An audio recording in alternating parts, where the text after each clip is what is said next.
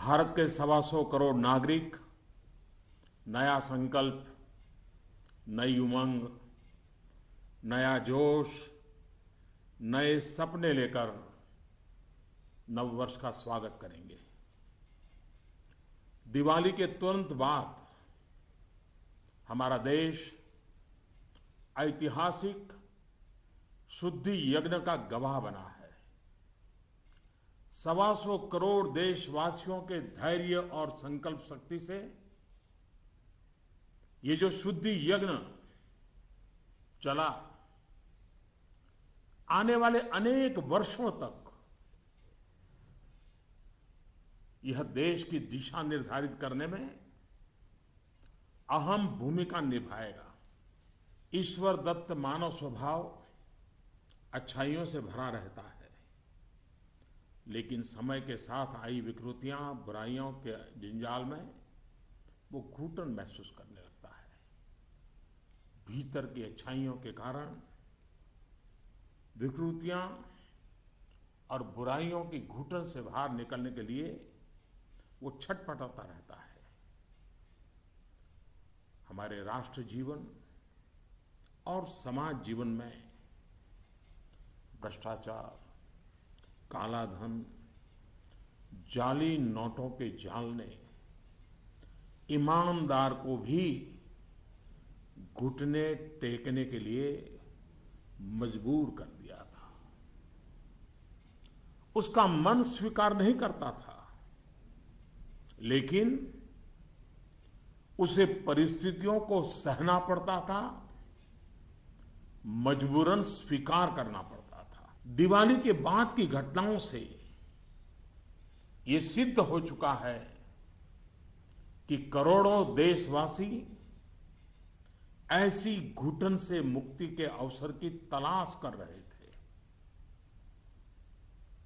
हमारे देशवासियों की अंतर ऊर्जा को हमने कई बार अनुभव किया है। चाहे सन 62 की लड़ाई हो, 65 की लड़ाई हो, 71 की लड़ाई हो, करगिल का युद्ध हो, भारत के कोटि कोटि नागरिकों की संगठित शक्तियों और अप्रतिम देशभक्ति के हमने दर्शन किए हैं। कभी ना कभी बुद्धिजीवी वर्ग इस बात की चर्चा जरूर करेगा कि बाह्य शक्तियों के सामने तो देशवासियों का संकल्प सहज बात है, लेकिन जब देश के कोटि कोटि नागरिक अपने ही भीतर घर कर गई बीमारियों के खिलाफ, बुराइयों के खिलाफ, विकृतियों के खिलाफ लड़ाई लड़ने के लिए मैदान में उतरते हैं, तो वो घटना हर किसी को नए सिरे से सोचने के लिए प्रेरित करती है। दिवाली के बाद लगातार देशवासी दृढ़ संकल्प के साथ, अप्रतिम धैर्य के साथ, त्याग की पराकाष्ठा करते हुए, कष्ट झेलते हुए बुराइयों को पराजित करने के लिए लड़ाई लड़ रहे हैं। जब हम कहते हैं कि कुछ बात है कि हस्ती मिटती नहीं हमारी, कुछ बात है कि हस्ती मिटती नहीं हमारी, इस बात को देशवासियों ने जी करके दिखाया है। कभी लगता था सामाजिक जीवन की बुराइयां, विकृतियां जाने अनजाने में, इच्छा अनिच्छा से हमारी जिंदगी का हिस्सा बन गए हैं। लेकिन 8 नवंबर के बाद की घटनाएं हमें पुनर्विचार करने के लिए मजबूर करती हैं। 125 करोड़ देशवासियों ने तकलीफें झेलकर, कष्ट उठाकर ये सिद्ध कर दिया है कि हर हिंदुस्तानी के लिए सच्चाई और अच्छाई कितनी अहमियत रखती है।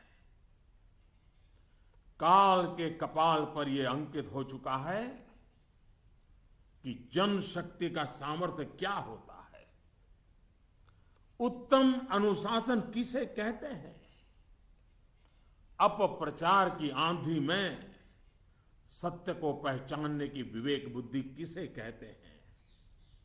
सामर्थ्यवान बेबाक बेईमान के सामने ईमानदारी का संकल्प कैसे विजय पाता है? गरीबी से बाहर निकलने को आतुर जिंदगी भव्य भारत के निर्माण के लिए क्या कुछ नहीं कर सकती? देशवासियों ने जो कष्ट झेला है वो भारत के उज्जवल भविष्य के लिए नागरिकों के त्याग की मिसाल है। 125 करोड़ देशवासियों ने संकल्पबद्ध होकर अपने पुरुषार्थ से, अपने परिश्रम से, अपने पसीने से उज्जवल भविष्य की आधारशिला रखी है। आमतौर पर जब अच्छाई के लिए आंदोलन होते हैं तो सरकार और जनता आमने सामने होती है। यह इतिहास की ऐसी मिसाल है जिसमें सच्चाई और अच्छाई के लिए सरकार और जनता दोनों मिलकर कंधे से कंधा मिलाकर लड़ाई लड़ रहे हैं। मेरे प्यारे देशवासियों, मैं जानता हूं कि बीते दिनों आपको अपना ही पैसा निकालने के लिए घंटों लाइन में लगना पड़ा, परेशानी उठानी पड़ी। इस दौरान मुझे सैकड़ों हजारों चिट्ठियां भी मिली हैं। हर किसी ने अपने विचार रखे हैं, संकल्प भी दोहराया है, साथ ही साथ अपना दर्द भी मुझसे साझा किया है। इन सब में एक बात मैंने हमेशा अनुभव की, आपने मुझे अपना मानकर के बातें कही हैं। भ्रष्टाचार, कालाधन, जाली नोट के खिलाफ लड़ाई में आप एक कदम भी पीछे नहीं रहना चाहते हैं। आपका ये प्यार आशीर्वाद की तरह है। अब प्रयास यह है कि नववर्ष में हो सके उतना जल्दी बैंकों को सामान्य स्थिति की तरफ ले जाया जाए। सरकार में इस विषय से जुड़े सभी जिम्मेदार व्यक्तियों से कहा गया है कि बैंकिंग व्यवस्था को सामान्य करने पर ध्यान केंद्रित किया जाए। विशेषकर ग्रामीण इलाकों में, दूर दराज वाले इलाकों में प्रोएक्टिव होकर के हर छोटी से छोटी कमी को दूर किया जाए ताकि गांव के नागरिकों की, किसानों की कठिनाइयां खत्म हो। प्यारे भाइयों और बहनों, हिंदुस्तान ने जो करके दिखाया है ऐसा विश्व में तुलना करने के लिए कोई उदाहरण नहीं है। बीते कुछ वर्षों में 1000 और 500 के नोट सामान्य प्रचलन में कम और पैरेलल इकोनॉमी में ज्यादा चल रहे थे। हमारी समकक्ष जो अर्थव्यवस्था वाले देशों में भी इतना कैश नहीं होता जितना हमारे यहां पहाड़ के पहाड़ हो गए। हमारी अर्थव्यवस्था में बेतहाशा बढ़े हुए नोट महंगाई बढ़ा रहे थे, कालाबाजारी बढ़ा रहे थे, देश के गरीब से उसका अधिकार छीन रहे थे। अर्थव्यवस्था में कैश का अभाव, नगद का अभाव तकलीफदेह है। तो हम ये भी न भूले, कैश का प्रभाव, नगद का प्रभाव और अधिक तकलीफदेह होता है।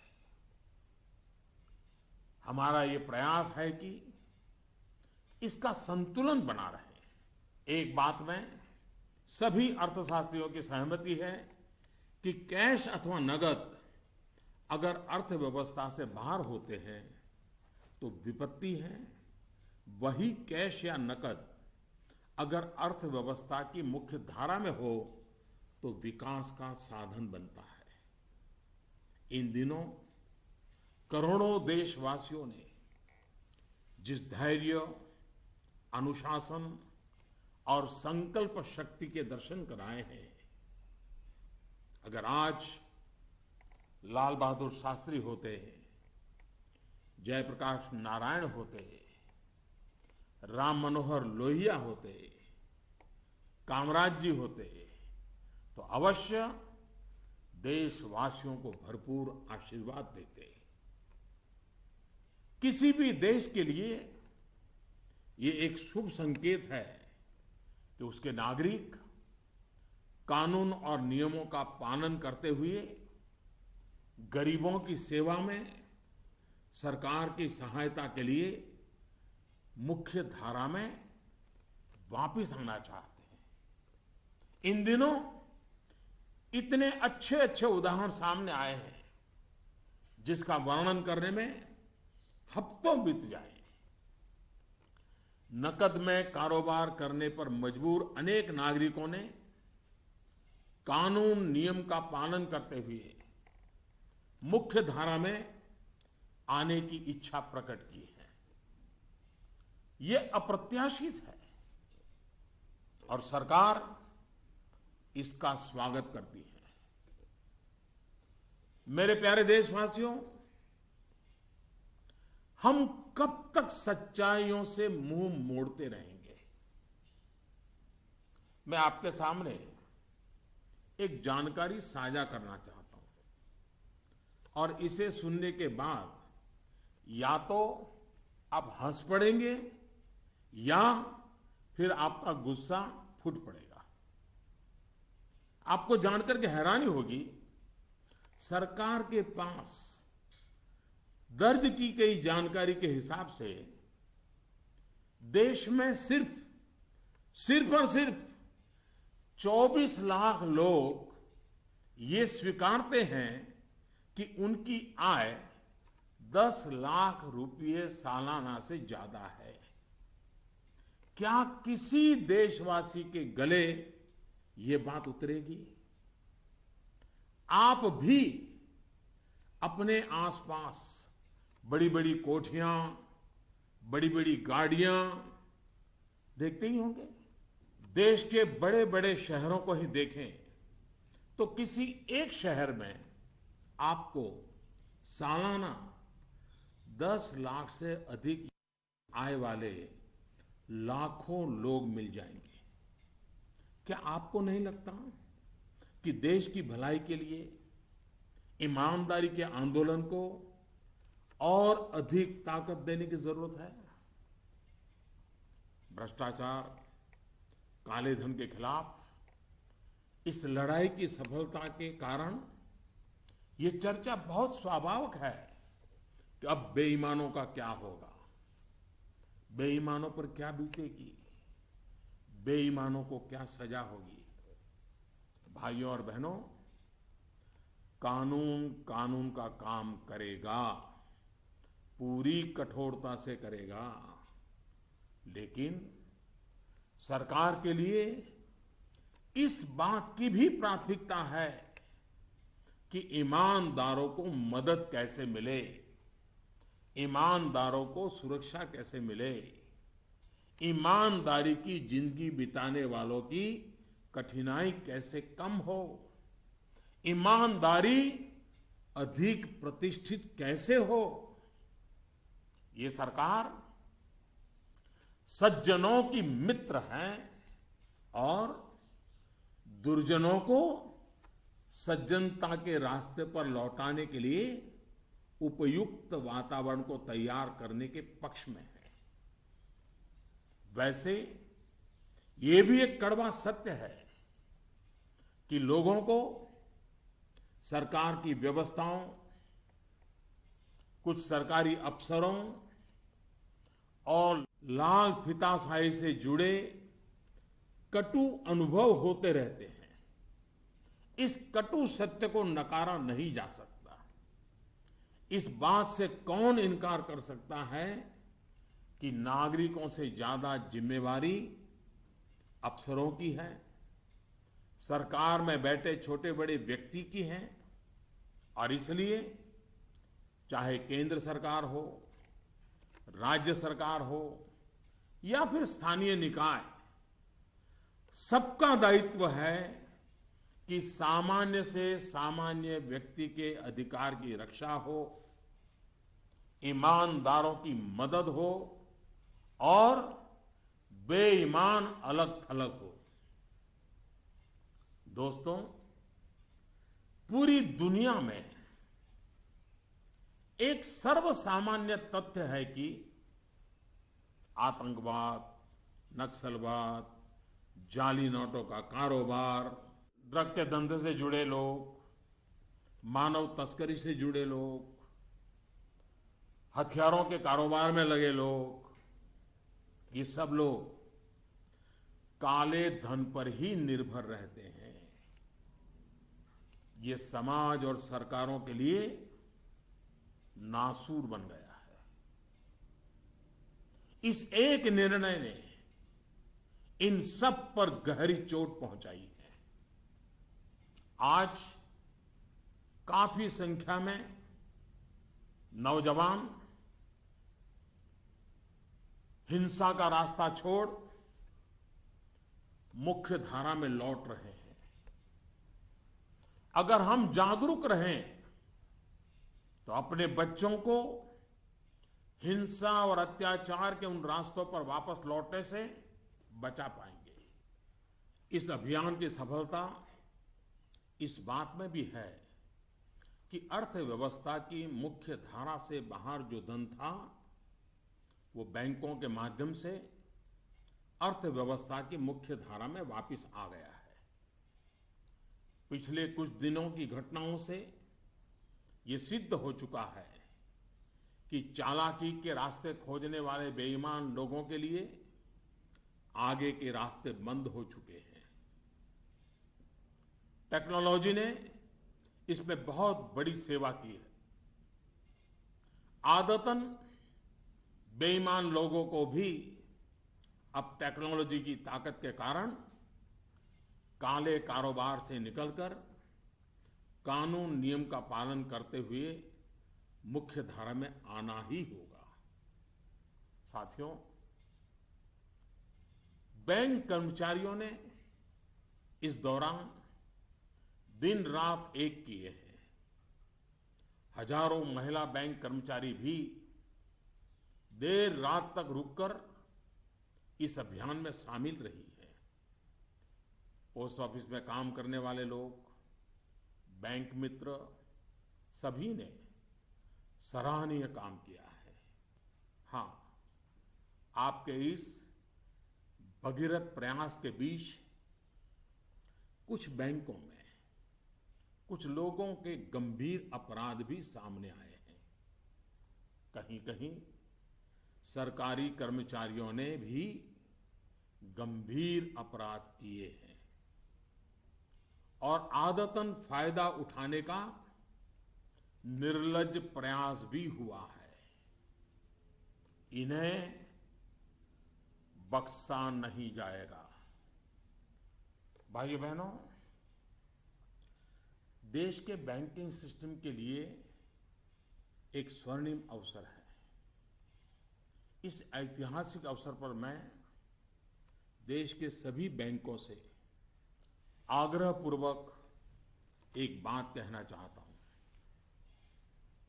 इतिहास गवाह है कि हिंदुस्तान की बैंकों के पास एक साथ इतनी बड़ी मात्रा में, इतने कम समय में धन का भंडार पहले कभी नहीं आया था।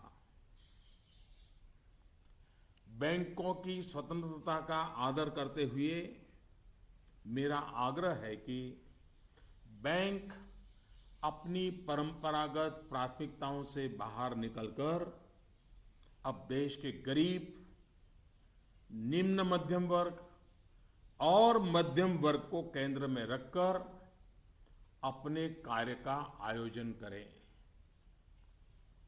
आज पूरा हिंदुस्तान जब पंडित दीनदयाल उपाध्याय की जन्म शताब्दी वर्ष को गरीब कल्याण वर्ष के रूप में मना रहा है, तब बैंक भी लोकहित के, गरीब कल्याण के इस अवसर को हाथ से न जाने दे। हो सके उतना जल्दी लोकहित में उचित निर्णय करें और उचित कदम उठाएं। जब निश्चित लक्ष्य के साथ नीति बनती है, योजनाएं बनती हैं, तो लाभार्थी का सशक्तिकरण तो होता ही है, साथ साथ इसके तात्कालिक और दूरगामी फल भी अवश्य मिलते हैं। पाई पाई पर बारीक नजर रहती है और इससे अच्छे परिणामों की संभावना भी पक्की होती है। गांव, गरीब, किसान, दलित, पीड़ित, शोषित, वंचित और हमारी महिलाएं जितनी सशक्त होगी, आर्थिक रूप से अपने पैरों पर खड़ी होगी, देश उतना ही मजबूत बनेगा और विकास भी उतना ही तेज होगा। सबका साथ, सबका विकास, इस ध्येय वाक्य को चरितार्थ करने के लिए नववर्ष की पूर्व संध्या पर देश के 125 करोड़ नागरिकों के लिए सरकार कुछ नई योजनाएं ला रही है। दोस्तों, स्वतंत्रता के इतने साल बाद भी देश में लाखों गरीबों के पास अपना घर नहीं है। जब अर्थव्यवस्था में काला धन बढ़ा तो मध्यम वर्ग की पहुंच से घर भी खरीदना दूर हो गया था। गरीब, निम्न मध्यम वर्ग और मध्यम वर्ग के लोग घर खरीद सकें, इसके लिए सरकार ने कुछ बड़े फैसले लिए हैं। अब प्रधानमंत्री आवास योजना के तहत शहरों में इस वर्ग को नए घर देने के लिए 2 नई स्कीमें बनाई गई हैं।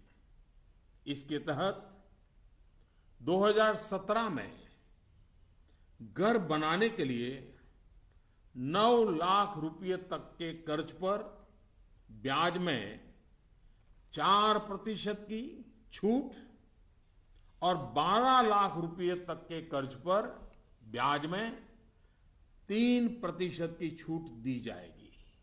सरकार ने प्रधानमंत्री आवास योजना के तहत गांवों में बनने वाले घरों की संख्या को बढ़ा दिया है। यानी जितने घर पहले बनने वाले थे उससे 33% ज्यादा घर बनाए जाएंगे। गांवों के निम्न मध्यम वर्ग और मध्यम वर्ग के लोगों की जरूरतों को ध्यान में रखते हम एक नई योजना शुरू करने जा रहे हैं। 2017 में गांव में रहने वाले जो लोग अपने घर का निर्माण करना चाहते हैं या पुराने घर में कोई विस्तार करना चाहते हैं, एक दो कमरे और बनाना चाहते हैं, ऊपर एक आध नई मंजिल बनाना चाहते हैं, उन्हें 2 लाख रुपए तक के ऋण में 3% ब्याज की छूट दी जाएगी। दोस्तों, बीते दिनों चारों तरफ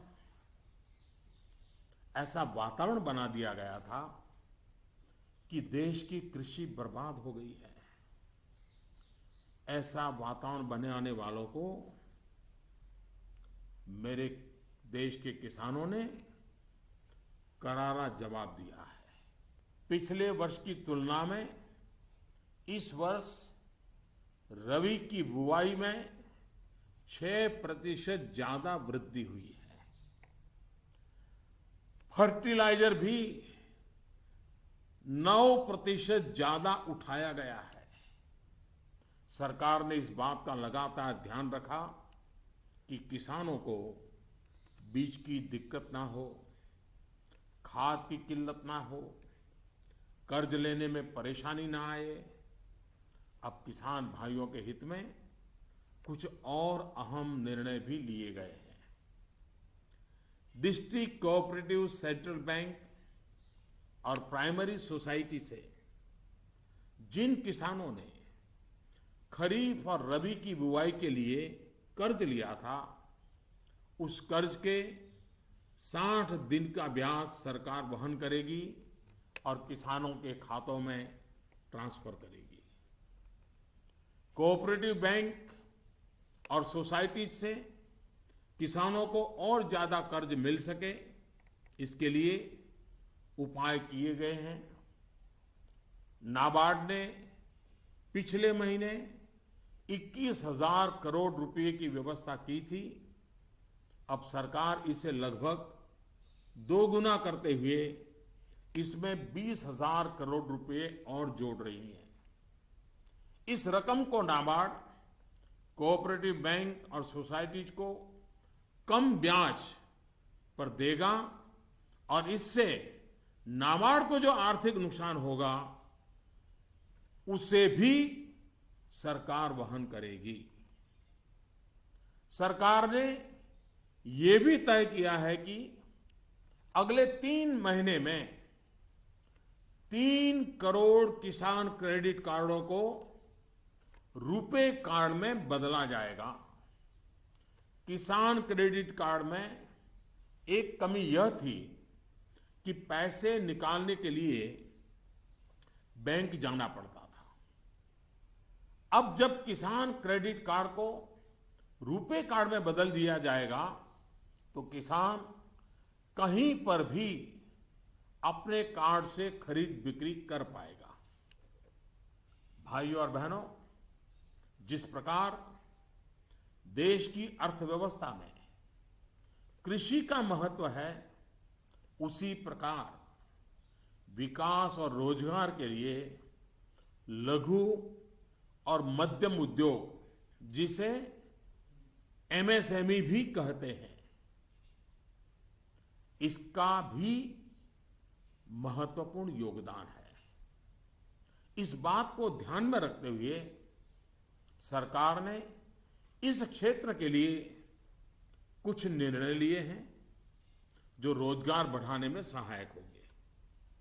सरकार ने तय किया है कि छोटे कारोबारियों के लिए क्रेडिट गारंटी 1 करोड़ रुपए से बढ़ाकर 2 करोड़ रुपया करेगी।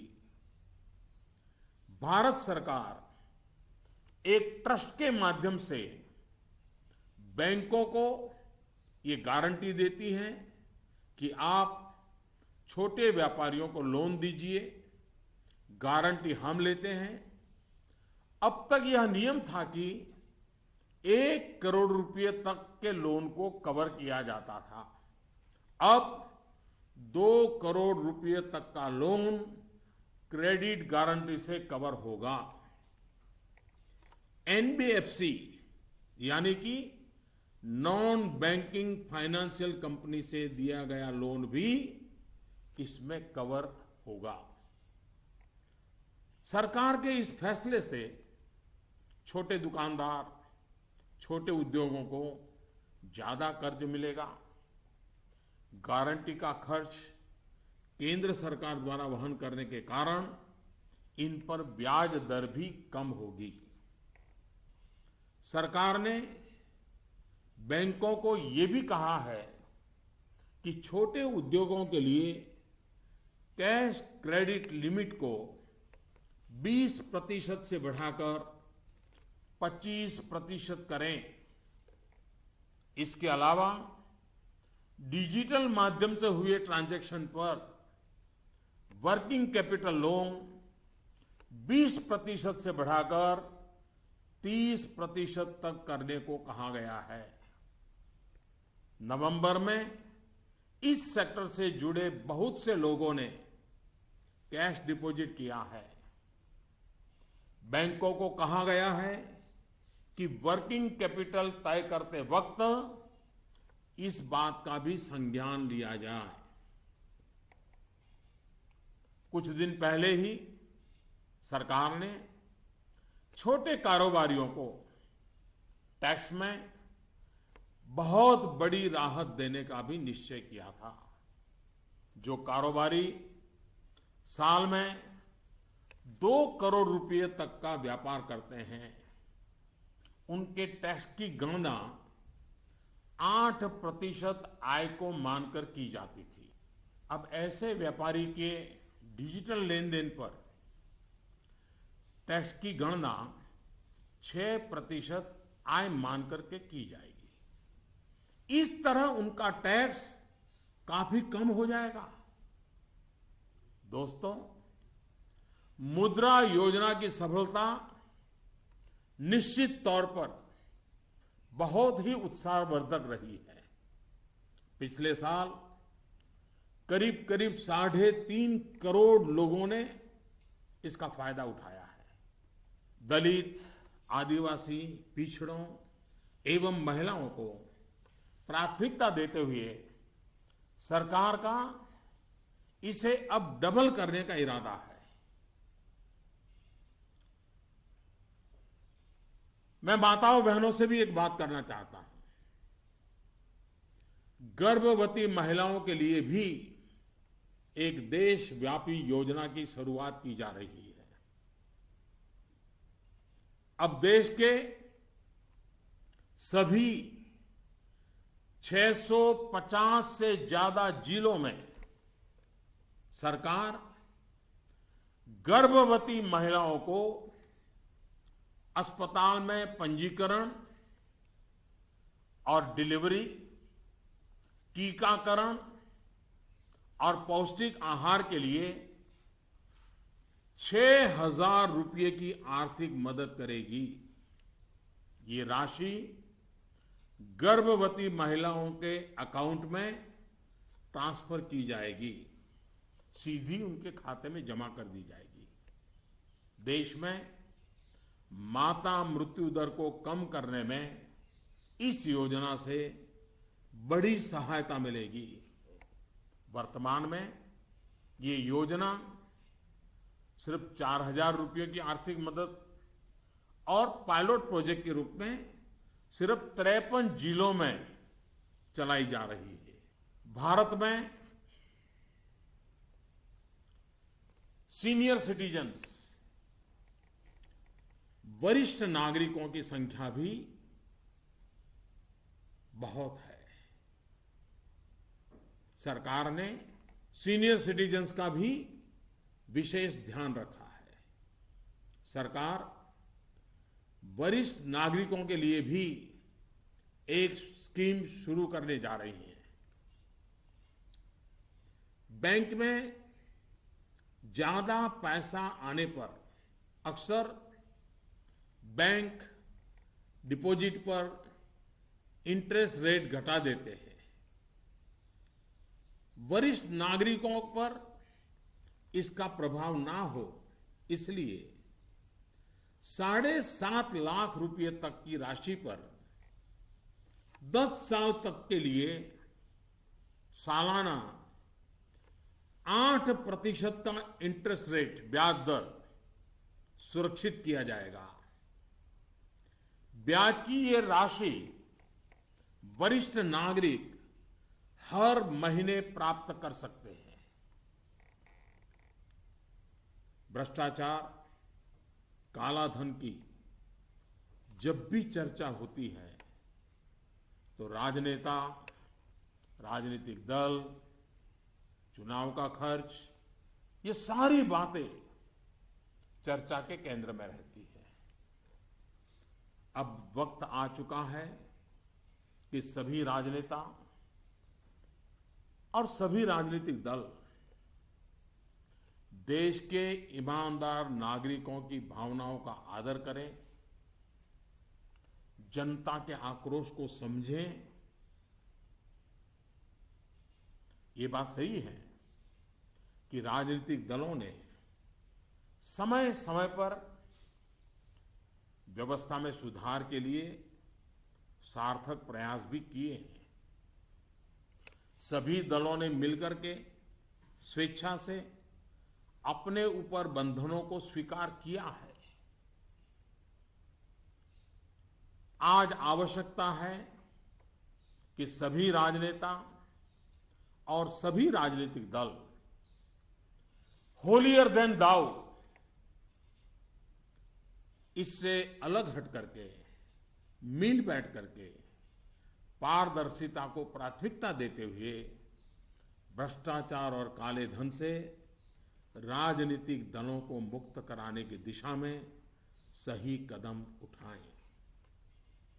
हमारे देश में सामान्य नागरिक से लेकर के राष्ट्रपति जी तक सभी ने लोकसभा, विधानसभा का चुनाव साथ साथ कराए जाने के बारे में कभी न कभी कहा है।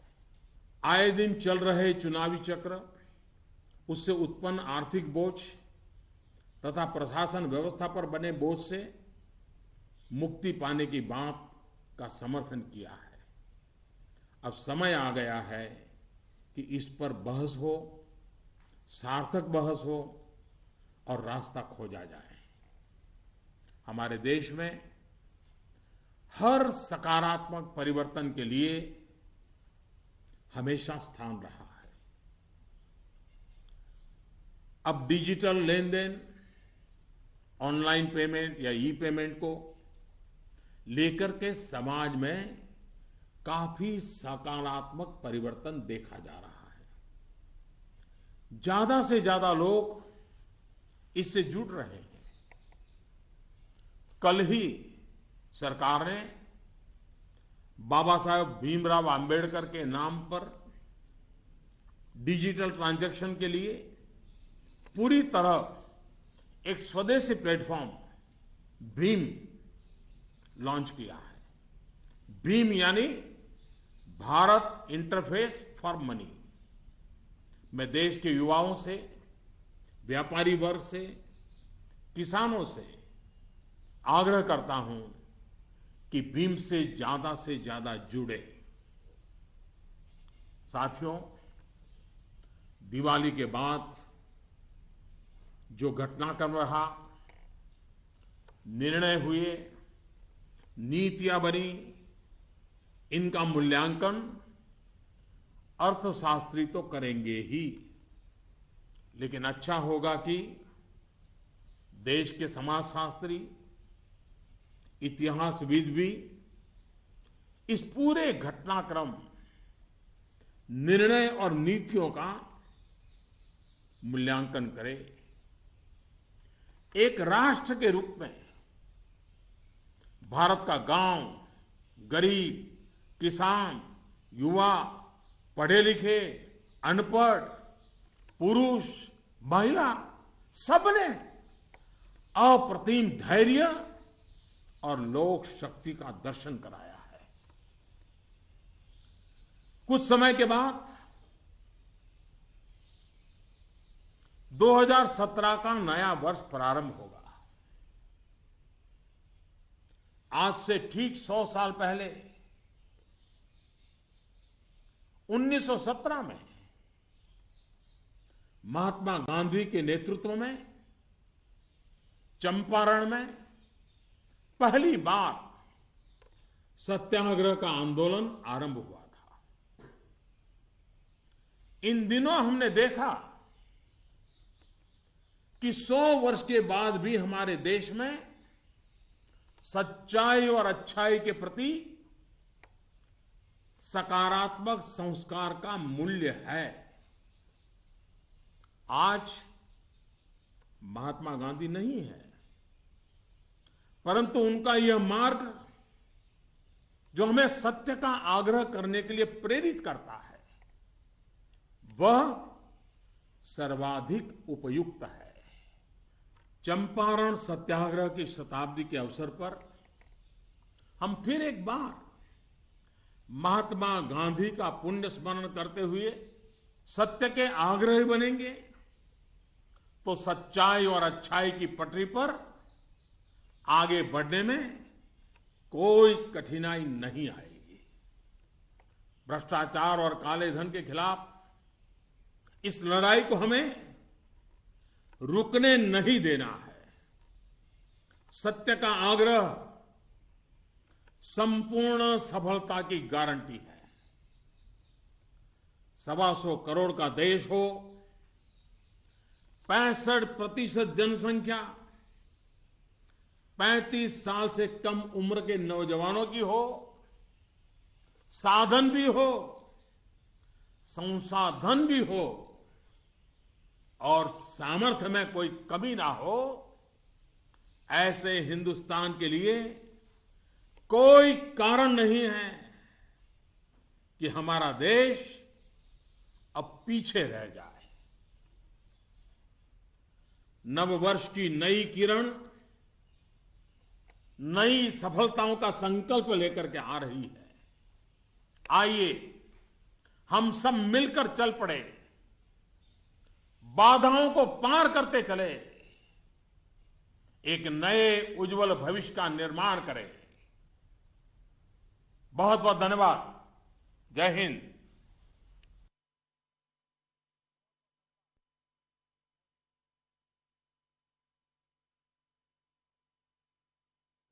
My fellow citizens,